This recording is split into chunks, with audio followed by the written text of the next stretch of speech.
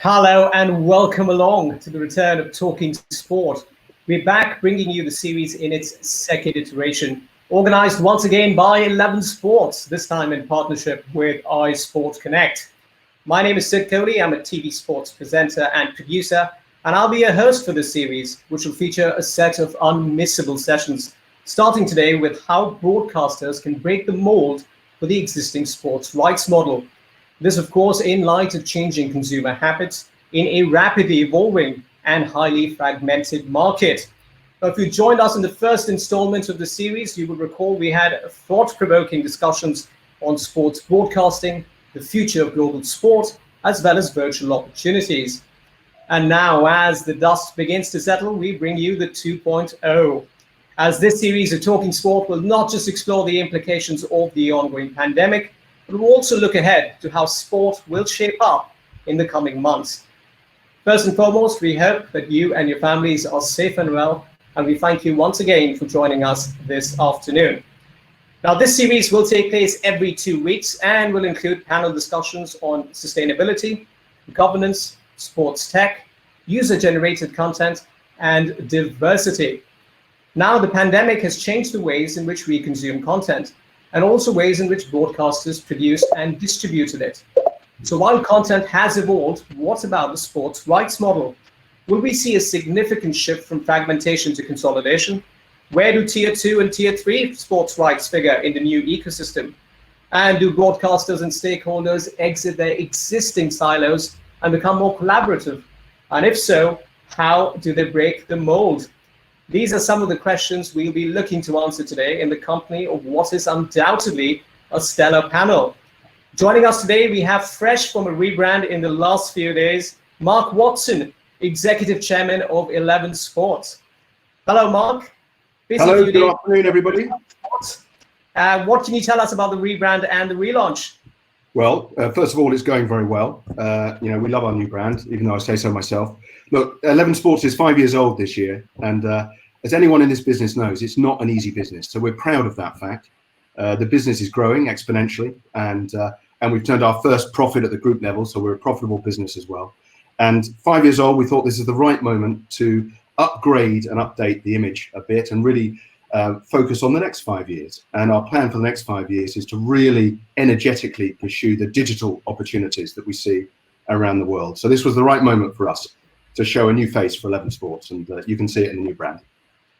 Thanks, Mark. Exciting times indeed, and we wish you and 11 Sports all of the very best.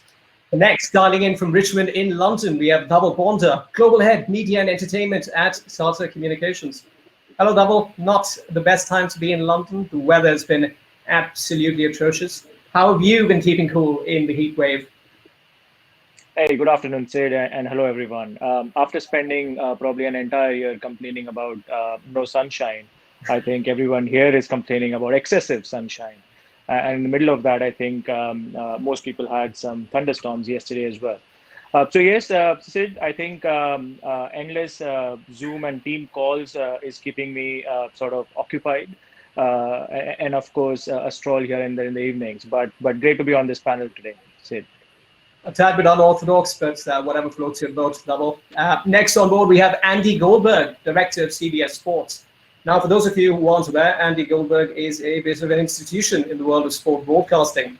He is a 10-time Emmy Award-winning sports director with over 200 NFL games, Super Bowls 50 and 53, the NBA regular season and playoffs, the US Open, the PGA Championship, the list goes on.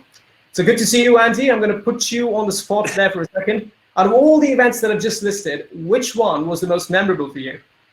Well, first, thank you very much for letting me be part of the panel and actually to put on a button-down shirt for the first time in 6 months. So thank you all for letting me do that. These are unprecedented times, and that's a tough question. I mean, being part of the Olympics, Super Bowls, you name it, this is an extraordinary time. And for me, Olympics is definitely probably the most compelling events that I've been part of, to be quite honest. But this time is different than all of them. So it'll be an interesting discussion. So thank you. Can't argue with that pick, Andy. The Olympics certainly right at the very top of sport for a lot of us. Finally, rounding off this panel is Lucas von Farnak, founder and CEO of One Football. Lucas, interesting times in the Champions League. Atalanta versus PSG last evening. I'm sure it must have been interesting for the team in Berlin. Moving forward, who are your pick for the Champions League this season? Yeah, as you can imagine, I'm German, and I would go for Bayern Munich, but not because I'm German. I think they just have a unbeatable team this season, so I think they have the best chances. But I mean, as in football, you never know. Atlanta, I thought that it would have been done, but then that's the beauty of football, that there's a possibility to turn a match in 4 minutes, as it happened yesterday. So, but my guess would be definitely Bayern Munich. Good shout, Lucas. Now, the moderator for this particular session will be Mark Bishop, Head of Marketing, EMEA and APAC at Vindicia. So a bit of housekeeping before we hand over to Mark. We recommend you use the latest edition of Google Chrome for this particular series. Do say hello if you spot someone in the People tab, which should be visible on your window right next to the chat section, where we do encourage you to get involved. But if you do have any questions for our speakers, of which I'm sure there'll be plenty, please use the questions tab and you can upvote the questions you would most like to see our panelists answer. We also run a series of polls, the first of which should be on your screens now. And the question is, how do you think COVID-19 will impact sports rights? And the options are: accelerate the decrease of sports rights value. Plenty has been said in recent times about that, of course. Option 2, democratization of sports rights or a hybrid sports rights model. Option 3 is market moves from fragmentation to consolidation, so from more players to fewer players.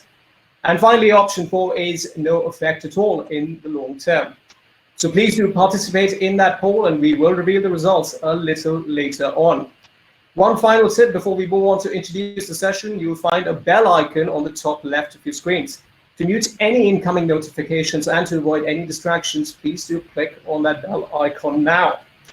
So do please keep your questions coming, get involved in the chat, but above all, we hope you enjoy the session.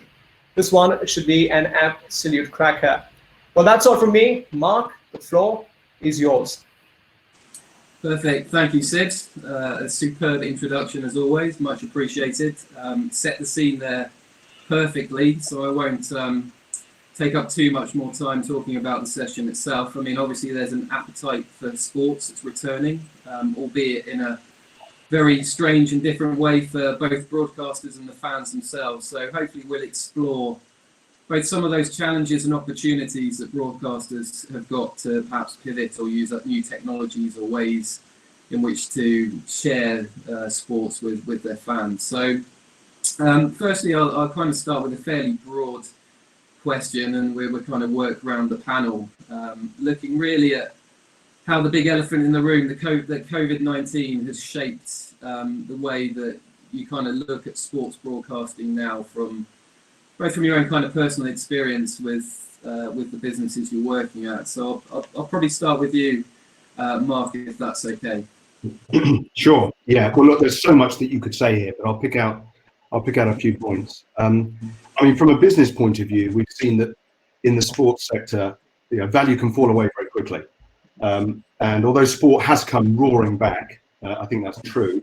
Value comes back a little bit more slowly. So we're building back our customer bases, but it's going to take a bit of time to get all the value back and continue to be able to grow from where we were before. And I guess the first point I'd say is that the cost of that, the burden of that, shouldn't fall all on the broadcaster. It needs to be shared across the sector, and everyone needs to play their part in that. And the good thing is that most parties that are involved in our sector, whether it be rights owners or platforms or broadcasters, even players, they're taking their share of the cost of COVID.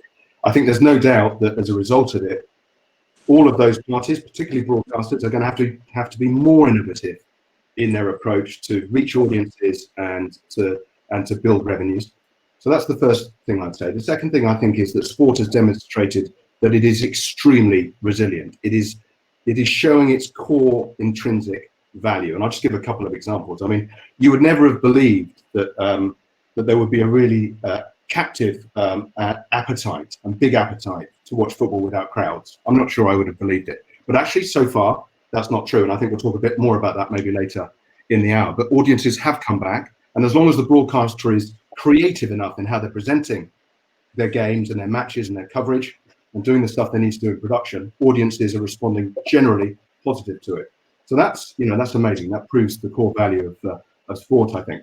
I would also never have believed you could acquire, develop and launch a brand new service for a premium domestic football property during COVID without leaving your house. But actually, we've just done that. We acquired the rights to the JPL in Belgium earlier this year, and you know, we're really proud that we launched that on Saturday. And credit to Lewis Vicente, our new CEO, and the team in doing that. It's gone really very, very well. I'd never have believed it. You could do it without leaving your home, and I think that really is going to demonstrate some interesting insights about how we do business in the future. And there's interesting environmental issues around that. I think I'll travel less, for example. I used to travel an awful lot. I think you've also seen that of all the content, sport stands out. It's the only area where governments have really got involved to bring sport back as an urgent priority because it really matters to people. I think the last point I'd make is that you've really seen digital come to the fore, and the trend towards digital has accelerated, and that brings a lot of new opportunities for the whole sector, particularly those that are broadcasting and streaming sport, live sports content. And maybe we can talk about some of those themes again later in the session. Yeah, absolutely. No, thank you. I'll move to Andy. Do you sort of echo those sorts of thoughts, or do you see different things from your perspective? Oh, 100% agree with what Mark just said. I mean, welcome to my control room. I'm sitting in it right now, you know, as Mark said, and you know, our industry has been able to pivot in ways that I never thought I would see. We've been working on this sort of behind the scenes, different versions of it, but this has escalated it, and the work that the operations departments have done, the teamwork on all levels has been unbelievable. To be able to pull off the broadcasts that we're pulling off right now from where we were 4 months ago is exponentially better, and it's constantly evolving. So just in terms of the production side, everyone has been involved, all aspects of it. And like you said, from the players to the operations departments to, you know, we have now health and safety procedures that even if we're producing it from our homes, some of us are actually out on the road, and we have to jump through hoops to even get to the facility if you're a camera operator or you're an audio technician. And everyone to a person has done that, and it's really been quite amazing to see. So I just kind of echo a little bit of what Mark was saying as well. It's been quite outstanding. So that's what I got to say for now. So Great, thank you, Deval. I'd love to get your insights into that as well. Sure thing. So basically, agree with Mark and Andy in their sort of views on the overall macro impact for the industry, as well as the production aspect that Andy mentioned. I'm just going to touch upon two specific sort of areas where the industry has really shown their resilience. First is new forms of content. Now, when you don't have traditional sports, we've seen a number of examples. I must say, number of extremely successful examples of virtual sports, esports being launched by traditional sporting organizations. And they've done this in record time at broadcast quality, and in many cases superimposed on, let's say, the same track or the same playing field. And the response has been exceptional. I mean, we've been exceptionally busy during this time for live events of a different kind. And I must add, esports, virtual sports, sort of online music events, which happened over Zoom, have been watched by hundreds of millions of individuals globally. And that is going to stay. So that is basically new value for the industry on the back of new broadcast products and new forms of content, which again is going to sort of stay because these individuals have now gotten used to new forms of content. Esports and virtual content you can interact with, you can share it, you can strategize on it. And that is incredible. That is incredible from an audience engagement standpoint and also from a broadcast metric standpoint. The second point is, which is where sort of our world of technology, infrastructure, cloud, and edge we have seen change and disruption happen in a matter of weeks, what would have taken probably 12 to 18 months. As we speak right now, we have teams from Tata across, I must say, 7 countries as we speak today, delivering multiple events. And the infrastructure and the technology that they are deploying, the cloud and the edge solutions that are being used right now, I would have said would have taken about 12 to 18 months of POCs, rigor, change in mindsets, change in habits. But all of that has happened, and we are delivering that as we speak. So whether you talk about remote production on the cloud, content on the edge, so that you can take instant decisions and sort of react to that, audience analytics, all of that is happening as we speak. And this is going to create new forms of digital platforms for the industry. So I must say these 2 areas are sort of not only going to help a safe restart of sports, but also enable a significantly bigger future for the entire sporting industry. Fantastic. No, that makes a lot of sense. And lastly, Lucas, it'd be great to get your views on that as well, sort of the large overview on COVID-19 and the impact that it's had. Yeah, so I mean, I'm more coming from the perspective of Mark, and I can clearly agree to all the points you've raised.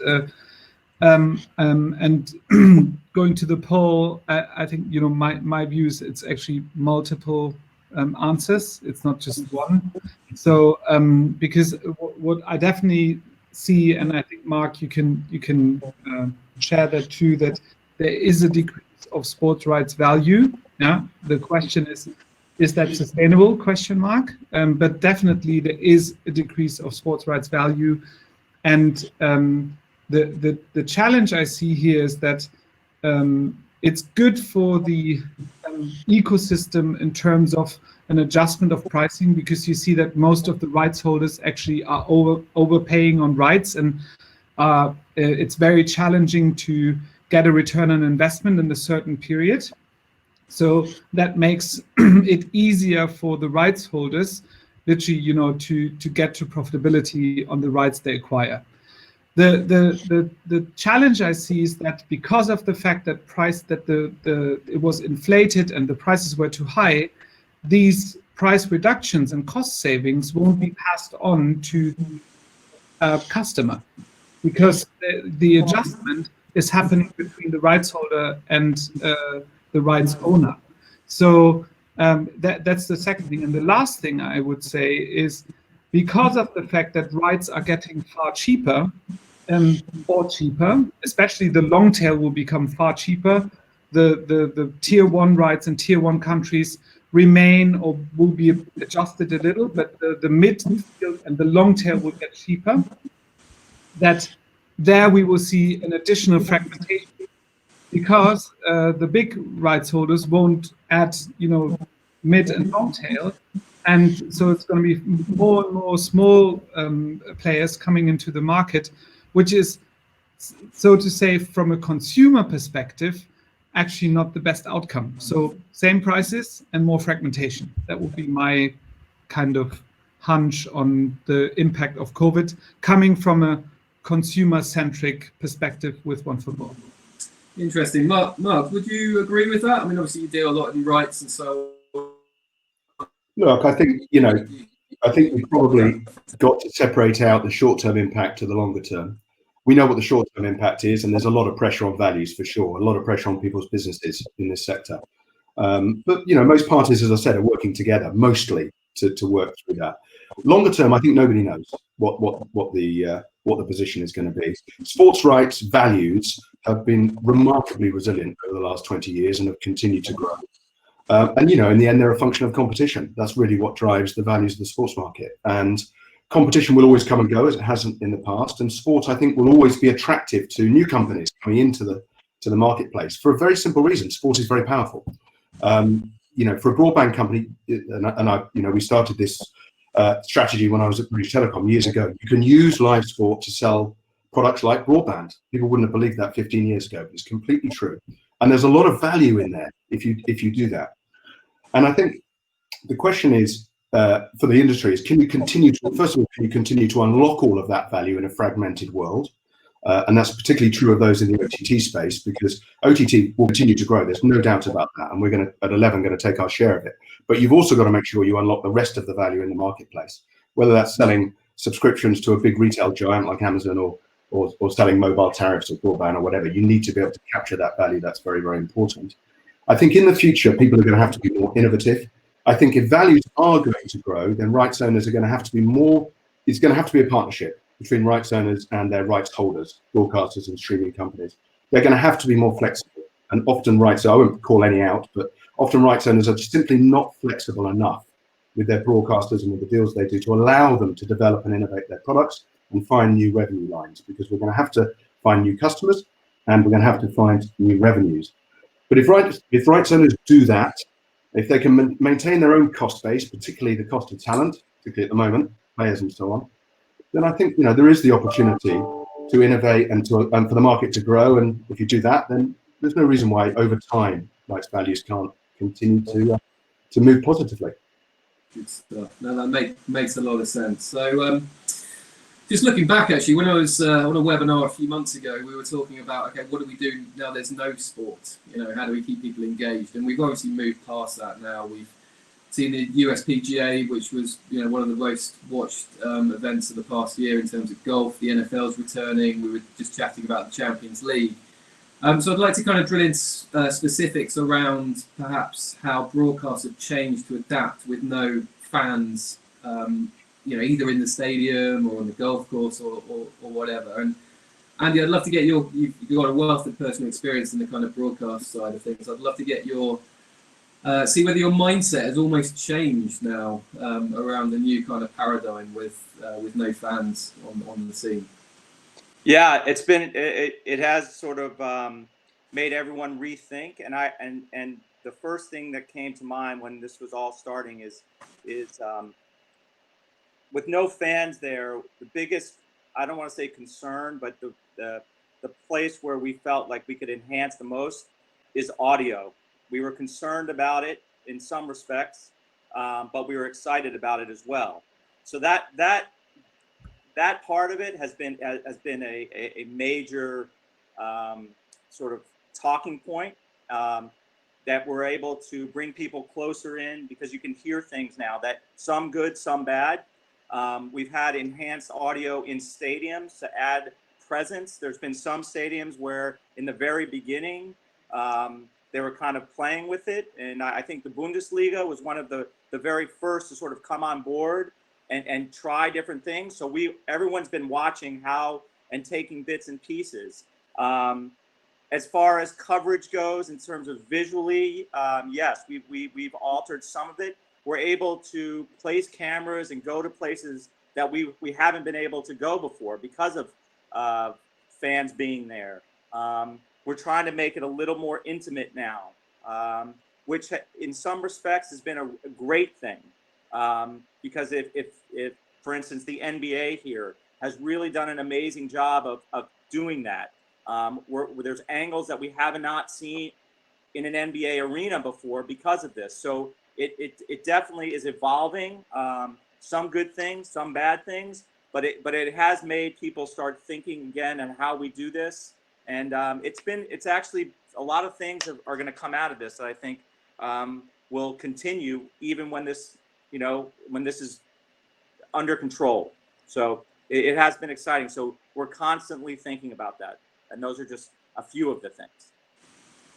Great, that's interesting stuff. And Deval, you kind of touched on some of the production side and the broadcast side. How are you seeing some of the broadcasters react in terms of their strategy to target markets, for example, or other changes that you're seeing?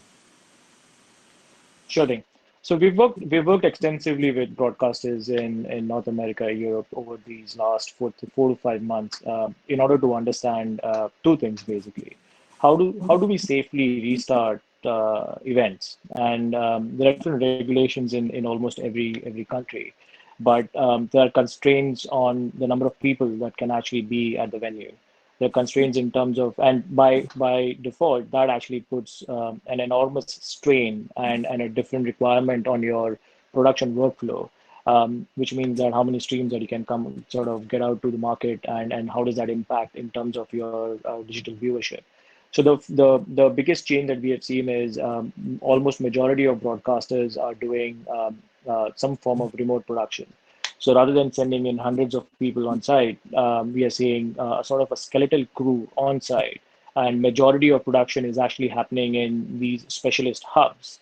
And in some cases, not even specialist hubs, just people working from home.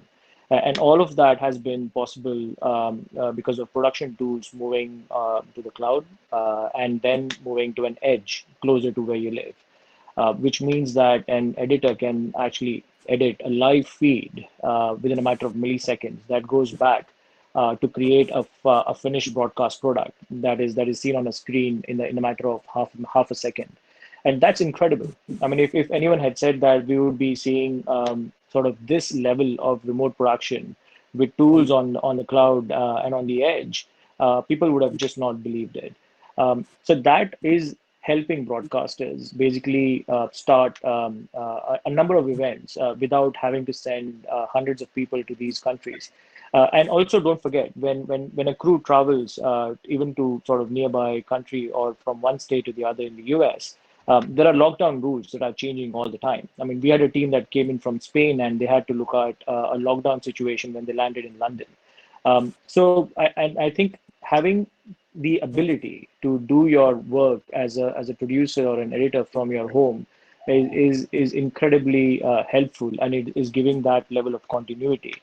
Especially now because of basically no sports over the last 3 to 4 months, what we are seeing is that a number of sporting events are being condensed into a fewer number of weekends, and that is going to happen as we go on. So a safe restart with remote production is the sort of the first thing and a significant driver that is changing the industry. Second aspect I must say is what Mark mentioned earlier on in his remark was around a digital offering. Digital offering and engagement on a number of platforms has just gone through the roof. I think we have seen so many new viewers and also multiple platforms being consumed by the same household. And these are digital habits. These digital habits are the habit of opening multiple, let's say, video OTT apps on your phone by every individual of the same household is something that is going to stay. So we are seeing an enormous uptake in sort of digital viewership, and hence digital broadcast products. And don't forget that a digital broadcast product is going to be entirely different to what you see in a linear sense, because you can have multiple feeds, you can have interaction, you can have strategy sessions with your friends on social media, you can consume content at a time that is convenient to you. So this means longer engagement with the same sort of audience, which means sort of you can actually be very creative in how you are serving ads to that audience as well. So this entire monetization side of things for a digital platform is a significant driver, because this is going to create more value for the industry. And this additional value is going to be used towards new forms of sport, additional sports that are becoming more popular, whether you talk about surfing, whether you talk about swimming, or different formats of football in Europe. And this sort of additional investment is going to go towards a lot of technology and infrastructure investment, which will see new entrants, and as well as some of the existing entrants are going to change entirely how they execute their product and take it to market. Fantastic. No, there's some great insights on innovations there, and actually we've just put out a poll to the participants of this webinar, so they can probably give us an indicator of whether they think we're innovative enough. So the poll question is: has sports broadcasting been innovative enough since sport has resumed? A simple yes, no. It's a very high level poll, of course, but it'd be great to get your insight. I guess sort of shifting gears a little bit from the kind of production and broadcast side, it would be great, I think, to talk about the kind of subscription and the fan engagement side of how we've had to change, really, particularly through a very short period, going from an uncertainty through to knowing then there's no live sports, through to things like the Olympics being shifted and postponed, and then sport resuming. And Mark, I'd love to get your view, because you have subscribers in multiple countries across many sports, how you as a business have seen the dynamics of subscribers change, how you've reacted to that, say from perhaps presumably some churn as there's no sport, no live sport, through to then remarketing to these people, acquiring new customers. How have you just been reactive, or did you set out with a strategy to kind of work with the situation? Well, I don't think anyone had a strategy for this when COVID hit, any of us. So, to say that we had a strategy for it would not be right. But we've had to be really agile in our thinking and in our approach, and also really sensitive to what's going on in the world. This is about more than just sport. This has been obviously a genuine global crisis. And on that side, we've really focused on what we can do to help. We supported the World Health Organization's concert and streamed that in Asia to almost 1 million people, for example. And we've done a lot of work to see how we can just help beyond sport. From a business perspective, you're absolutely right. Of course, it's affected our business. We've lost customers. There are two aspects to it. One, on the content side, we've benefited from the fact that we are a diversified business geographically. So we've got businesses around the world. And we've obviously hunted through those businesses for content. We were lucky enough that our Taiwanese business has the rights to Taiwanese baseball, and that continued to broadcast during the period. So we broadcast a lot of Taiwanese baseball, and it did really well. Millions of people watched that. We produced and broadcast more than 200 esports events during this period. We went through our archive and worked really hard to re-energize the archive and present it in a way that is interesting and interactive and dynamic to people that are stuck at home. So we did the best possible job of doing that. And then during that period, of course, gradually live sport has returned. I mentioned Belgium. Our team, led by Guillaume Collard in Belgium, have done an amazing job of keeping the existing business alive, but also then launching a brand new business based on JPL. And without crowds, we've had to really be inventive and creative about how we would do that. And so far, it's only one weekend in, but so far, so good. It's taken real creative energy and imagination, and that's what we've applied to that. And we're now about to do, we're doing the Champions League, which is about to take place in Portugal, the final round, with the Champions League broadcaster in Portugal. So all our energies are moving to that to do a great job with our Portuguese team of that. So we've had to work incredibly hard. I think we've all worked harder than we've ever worked before. And those in sport know they work hard, pretty hard anyway, even in normal times. It's been even harder. But from our perspective, from an 11 Sports perspective, we are coming through it, and we're pretty positive about the future now. Fantastic, very good stuff. I guess sticking with content, Lucas, that we have been as an industry forced to create new interesting content, snackable content, player interviews, documentaries, other stuff. Do you think that is now here to stay as well? And do you think it will become more personalized to whether it's demographics or fans in different regions? Do you think this is kind of the new normal for content? So first of all, I mean, we're a platform, so we're not in the content creation business. So the beauty about it is that all the production topics, the value you've mentioned, and Mark and Andy, we literally just consume. So whatever you do in terms of innovation or speed, etc., we're consuming from a technology perspective. From a content creation perspective, I mean that's always been, let's say, my challenging thesis, which most of the people don't like, is I don't see content creation of non-exclusive content as a scalable business model. So because the more content you create, the more people you need, and in digital, in order to earn €1 million or US dollars or whatever currency on the planet, for a reasonable CPM, you just need to make the math how many views you need on a piece of content. So, and there are lots of businesses which have proven to be great on showing numbers and showing followers and whatsoever, but never really having proven that this long-tail content creation is something which works. So therefore, I would say, it's a challenging question to say if it will stay. I think it was definitely there.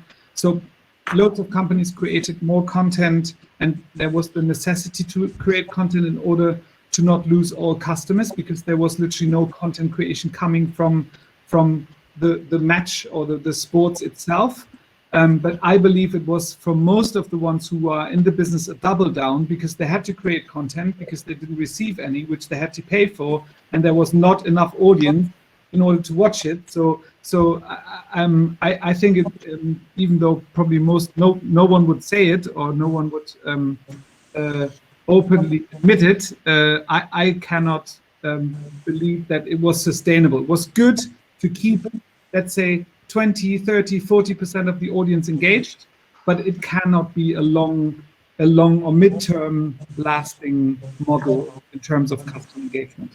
That makes sense. And I guess, I mean, analytics has always been important, right? But do you think there's even more of an emphasis on looking at who's watching what, for how long, where, when, on what device? Do you think that has just become, increasingly important? I mean, from the start, when I started OneFootball 12 years ago, there's one claim: my team hates it, but everything can become a number. Everything. So you can measure everything, even though if you don't like it. Yeah. So, and it's just the question if you are data, if you're data driven or data informed. I think that's then the difference of gathering data and making your decision based on it. And very often, especially with these content creation topics, with how many viewers are there actually and not potentially, and loads of people then don't like to look into data because reality is always very, very awful. And I think that's something, especially, that's one of my big hopes in the digital, let's say, in the digital space over the next 10 years, that we get down to real numbers and not this bullshit everyone plays with followers and subscribers and hundreds of millions of viewers, etc. If everyone would be honest, and if everyone would say these are the actual numbers of viewers this match, people will have seen, people have paid for, etc., then I think the whole industry would get back to normal, and maybe also the rights would become less expensive. I think you could be right, and I think the advertisers and the partners and sponsors are going to be asking those sorts of questions too in the not now, but not now, but hopefully soon. Yeah. Good stuff. Obviously, we are kind of virtual here. We're digital. You've all kind of alluded that your teams and your colleagues have kind of had to shift. We all have, right, globally. I'd love to know, Andy, from your kind of experience, how you've mobilised teams, or the nuts and bolts of how things have had to change, perhaps. Well, they've changed dramatically. I think one, we're no one's traveling as much, or very limited. The main topic is health and safety protocols of everyone involved. The participants, everybody is jumping through hoops to make this happen, and in a lot of ways, it really is happening. Everyone, again, as I said earlier, is pivoted. The way we set up a truck, if we are there remotely, we have dividers between us. Before we go in, we have our temperatures checked. We're all getting COVID tests in our hotels if we're traveling in some instances, where we need to be in places where we're going to be around people. So we really have, it has changed dramatically. But that being said, I think for the viewer at home, they wouldn't know, and they probably don't care, quite honestly. But we figured out a way to do that, and I think everyone has kind of touched on that. And it's kind of a hybrid of what we used to do, but through technology, we're able to do it, and we're able to pull it off. And I think we've been able to pull it off. And as we said, incrementally, as we go along, we're learning what works and what doesn't work. And everybody has really. I don't know how to say this enough, is adapted and adjusted in ways that, and I've been around this business for a really long time, and everyone has done their role to make this happen. And it's going to be that way for the foreseeable future. And I think we're all on board to do that. and create good content and to give people the viewers what they want in a more than acceptable way. And so it's caused new challenges and ways that we never thought we would see, but we've all done it. And it's kudos to everyone involved. So that's kind of been my experience thus far. And do you think it will, I mean, people have spoken about virtual reality, augmented reality, and there's some great tech out there, there's some great examples and use cases. Do you think this will accelerate a mainstream adoption of those kind of technologies? Well, you know, I don't know that it's going to, yes, it will accelerate it, but it's been there for a while. The industry has been tinkering with this for years now. And this has just kind of brought it to light. It's basically been in the background for a while, and now it's brought it to the forefront. So absolutely. Do we want cardboard cutouts at games? No, we don't want that. Do we want virtual fans? No, but as broadcasters, we want to give the viewer the best possible experience that we can for now. So I think some of this stuff will be there to stay. The enhancements, some of the stuff that we're able to do with various companies and integrate that. I think people are going to expect those types of things. And I think the secondary screen experience now has come way more sort of in as part of the norm. You know, if people want to be statistically driven, or they want to look at different camera angles on a secondary screen, they're now able to do that stuff. And that's something that we're able to provide that we weren't able to do as easily, or wasn't as accepted. Now we're trying to give as much content as we can. So it has definitely brought that stuff to the forefront, and has, yes, to answer your question, it has definitely escalated that. No question. Yeah, Lucas, I saw you nodding your head there. I assume you're in strong agreement with Andy. I am in full agreement, because the thing is, the big problem with new technologies is that it's great to have new technologies, but it's you know, if no one uses it, then the great technology is useless. Yeah. So, and I think, you know, everyone talks about augmented reality and, I don't know, 1,000 camera angles, etc. I think you first solve the basics, that a football fan can watch a match on a mobile device, on an iPad or whatever, on 5G, 4G, whatsoever, yeah, and without a time delay. So then that would, at least from a technology perspective, would be my first expectation. Number two is simplify the business models, yeah. So accessibility, because so everyone thinks about, yeah, I have a right, but if you have a right, it doesn't mean that you have customers if you're not in the position to give that content in terms of live streaming easily to these customers. So that's also a technology thing we need to solve. Users, especially young users, don't want to take 3 hours to subscribe to a service and the match is over. Yeah, so that's accessibility, and then I think when you have onboarded a vast majority of customers to sports, live sports, VOD, etc., and you have created a hook and retain these customers, then you can introduce new technologies and slowly introduce them to customers. But no one, including, I would say I'm quite technology knowledgeable. I'm not using augmented reality because I don't have a use case for it. So, and I think that's the challenge first. There's still some groundwork to do in order to really, not convince, but onboard the consumer to everything what exists today.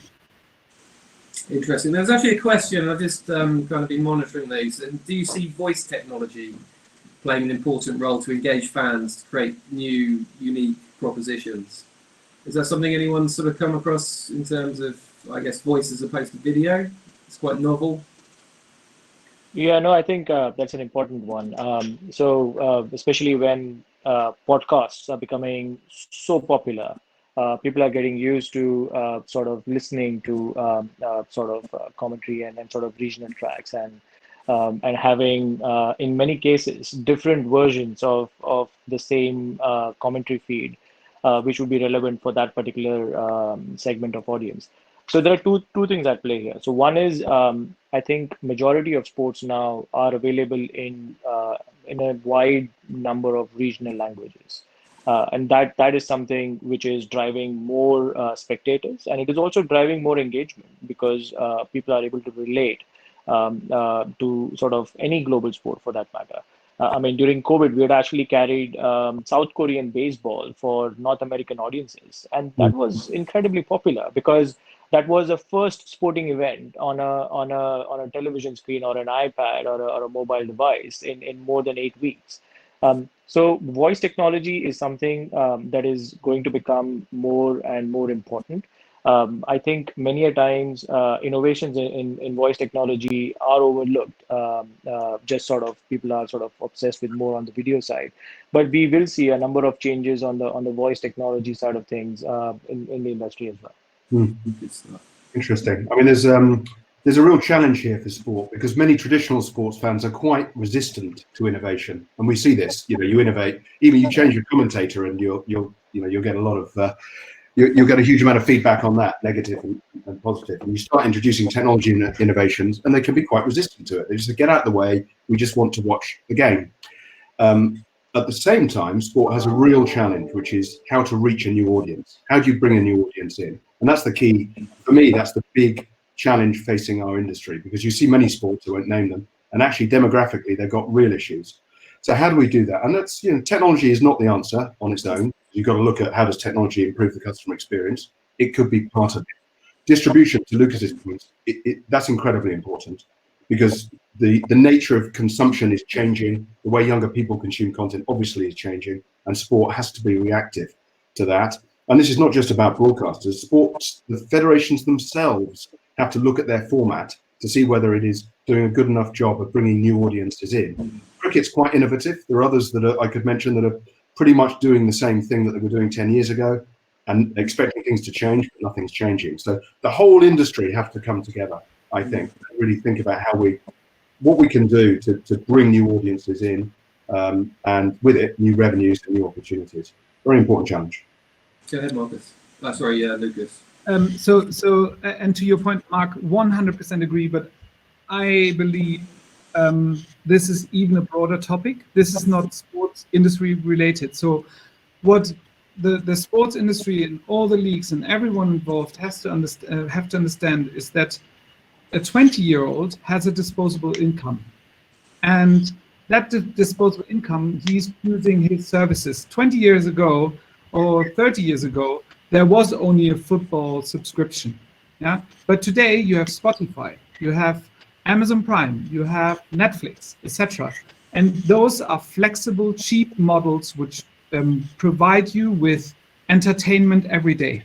So, and if then you're a football fan, and then in Germany you have to pay, I don't know, 20, 30, 40, 50 euros per month and a 12-month subscription to get a part of football, plus the zone, plus, then I understand everyone who moves into piracy. So, and that's why I think no one is really tackling that challenge of saying piracy is not a result of accessibility. Piracy is a result of the wrong business model.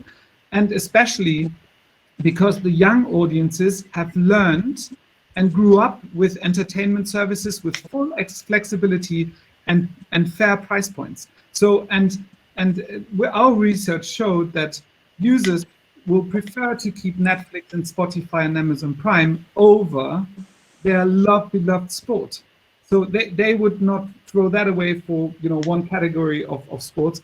And I think that's the conversation we have to have. And I fully agree. I mean, I always say, money follows the best user experiences. So, and the user experiences is not only the content, it's the content in combination with your business model. And if we don't change that, then we will have a big challenge on the long run, because then we're excluding football more and more from the mainstream. And then it's not popular anymore to young people because they don't have a consumption possibility. So they don't see the value, the emotion, the greatness of the match. or also other sports, they just don't know it because it's not accessible. So then when I don't know it, then I'm not going for it. And then you have less and less sports fans. And I think that's an industry trend we should definitely not go to. No, that makes a lot of sense. And I guess speaking about sort of accessibility, I mean, we've spoken a lot about the big sports, you know, golf, football, NFL. There's a long tail of, you know, want of a better word, smaller sports, but with highly engaged, passionate fans that probably want content too. A lot of these sports may not own stadiums or infrastructure. How is an industry or a federation, how do they start to open up their content without having the big budgets of some of the bigger sports? Throwing that out there to anyone that's got experience or ideas or seen smaller sports kind of working through that. I mean, look, we're working very hard on this area at 11. We actually think there's a real opportunity in the long tail and new tail of sports. So, and I'm hoping that the team will make some announcements on this in the next few months. But it's a really interesting area. I think you've got to get the production right, particularly to Lucas's earlier point, the cost of production, that's essential. It's got to be the right quality, but you've got to get the cost of production right. And then it's about having the right distribution partners and reaching people. You know, one of the things that we've seen in COVID is that people are doing a lot more in the digital world that they used to do physically, whether it's shopping or going to the gym. They're now doing it effectively through this medium. And I think that's going to continue. And I think it opens a really interesting opportunity for all of those longer tail niche kind of sports with a dedicated, passionate following and demand wasn't being met before. And I think, well, there's an opportunity for players out there. Certainly we see that. Great, very good stuff. Another question's come in around, you know, what role or perhaps, you know, how should broadcasters be involved in kind of promoting sport or access to, you know, minorities, whether that's women or, you know, BAME communities, and do you guys have a strategy in place to kind of address that, or do you have, you know, personal views on how? Because I think you mentioned it yourself. Sport is one of the things that governments are trying to open up because it can be so inclusive and so powerful to communities. And you know, for you guys, you have a lot of influence over a lot of communities. Do you have a strategy in place or a philosophy around that? An open question again. So yeah, I mean, for this one, I mean, diversity in terms of content, as well as making right content available for the right audience is sort of are sort of the two broad themes that are going on. I think within the sports industry, what we are seeing is a lot more emphasis and focus on inclusion, whether it is at a board level in the sporting federation themselves or sort of players on the ground and the training and the staff associated with that. And second is also, I think, as content and broadcast products become more granular, and what I mean by that is when you have multiple digital streams for a particular audience segment in their own languages, I think that again is helping more engagement. And I think this boils down to sort of the right levels of engagement. I think if you have that sort of engagement in place, then you will have sort of viewership pick up, and if viewership is picking up, they will want to see sort of more players and more content of the type as well. So I think there are broad themes going on in the industry, and it is being sort of discussed and looked at quite seriously as well. Yeah, we all have a part to play. If you look at the industry today, a disproportionate amount of the value that we produce goes into the hands of a very small number of men who are just very good players. And maybe that needs to change a little bit as well, and allow federations to invest more of their income in those areas, particularly women's sport. It requires investment. I mean, that's what this requires. We all have a role to play, but perhaps too much of the income that's being generated is going into the men's game, and a little bit more of it needs to be diverted for good reason and based on a long-term strategy about the right thing to do from federations into those sports to develop them. Yeah, I actually think so fully agree, Mark, and I think it takes more than that. Either it's a movement or it won't happen. So if the federations do something, if the leagues do something, that's great. But I think, you know, what you see with the big brands like Adidas and Nike, I think that is making the big impact of equality and really saying, you know, women's sport and especially also in football has a place, and it is not just a shitty match no one should watch, but it's a mindset, and you need to change the mindset first before you get to a movement, and then when you have the movement and you get customers, and then it becomes a business. But in order to do that, you need to take investment, and that's exactly, Mark, what you said. The investment has to come from everyone, and everyone has to play a role in that. It doesn't help if 11 Sports or OneFootball, you know, free to air distributes women's football matches. It's a tiny support function, but it doesn't change mindset. Exactly. I agree with that. Good stuff. Okay, we're kind of approaching the end. I'm just going to wrap with one kind of final open question to each of you before we bring Sid back in. So the title of this webinar was How Sports Broadcasting Must Break the Mold. I guess to each of you, what is the kind of one piece of advice you would give to people in the industry to break that mold? You know, it could be business advice, technology advice, personal advice, whatever it might be, to break the mold and really move forwards. You know, there may be a lot of people that are questioning their strategies today or looking at how they evolve. So I'll start with you, Mark, actually, to kick things off, put you on the spot. I mean, just very briefly, I think I've said it, but I think the industry needs to do a better job of reaching the audiences and of innovating the revenue model. And we've, this is about developing our partnerships with the rights holders and walking together on that into the future and developing those new revenue models and reaching the audiences. And that's really what we've got to focus on. I think any business coming into this, make sure you're properly funded. That's the first bit of advice. But assuming that's the case, then that really has to be the focus if you want to survive into the future. Good stuff. Right, Deval, how would you, your one piece of advice for breaking the mold? So I'll just say one thing: don't be afraid to disrupt. And whether you are looking to enter the industry, whether you are already in the industry as well, this is a time for bold ideas. I think in the last 150 years, in the sort of history of sports and television, we are seeing a time of immense change and disruption. So whether it is a bold idea around creating a new format, whether you are extremely passionate about a certain change, whether it is technology, production, or a workflow, this is a time to sort of engage in it and really go for it. Thank you. Lucas? I have a very quick and simple statement. So the industry won't change when the rights owners don't think user-centric, because when they don't think user-centric, they will always put monetization first. If you want to maximize your revenues, you will never reach the customer. So, and I think that everyone in the industry will profit when decisions by the leagues and the federations and, were made in the way that they think about the fact, is it good for a consumer? And I think it's not the case. I think right now every league and federation just tries, which is fair enough also, to get as much money as possible. But if we continue that, the industry will fail. Great stuff. And then final thoughts, Andy. Yeah, I mean, I think it's critical that we all be flexible. Number one, we be adaptive to what the consumer wants, and we be creative. And I think we've accomplished all of those things. And we continue to work everyone together. We listen to all sides, and I think we'll get to a place that'll be exciting. And I think it'll get to a place to that next step. We can't be stuck where we were 5 years ago.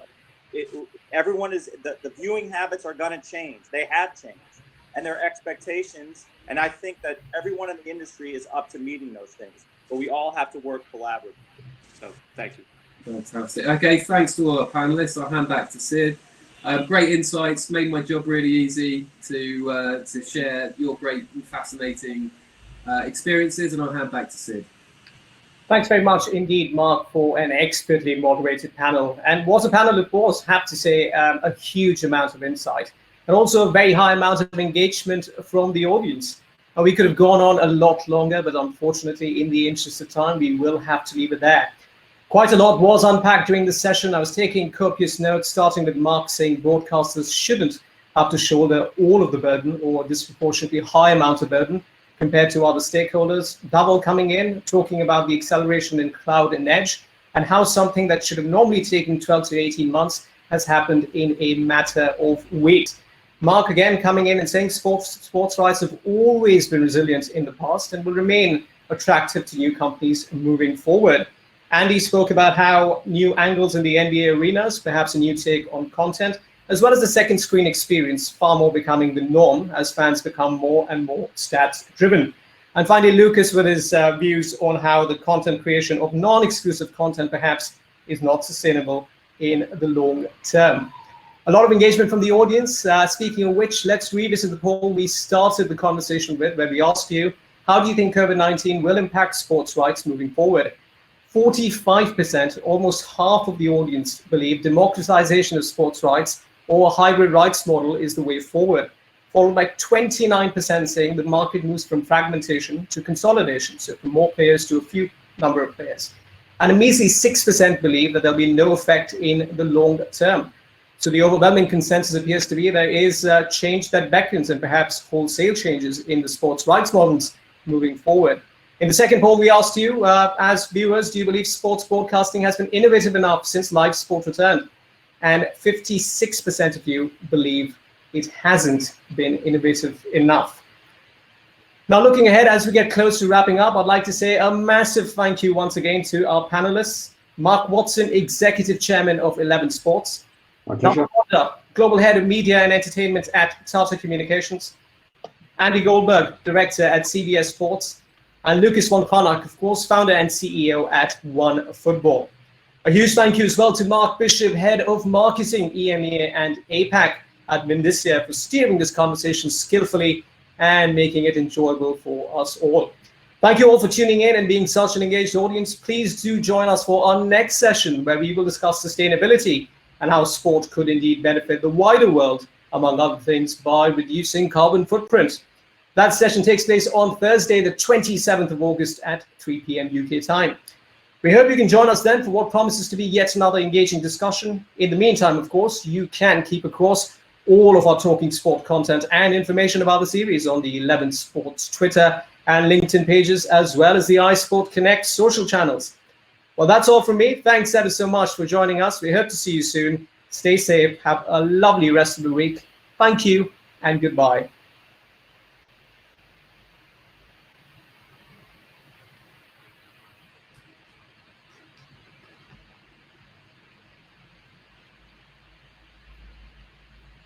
Thanks, guys. It was a pleasure. Likewise. Great pleasure. Thank you, guys. Bye-bye. Bye-bye. Have a good day.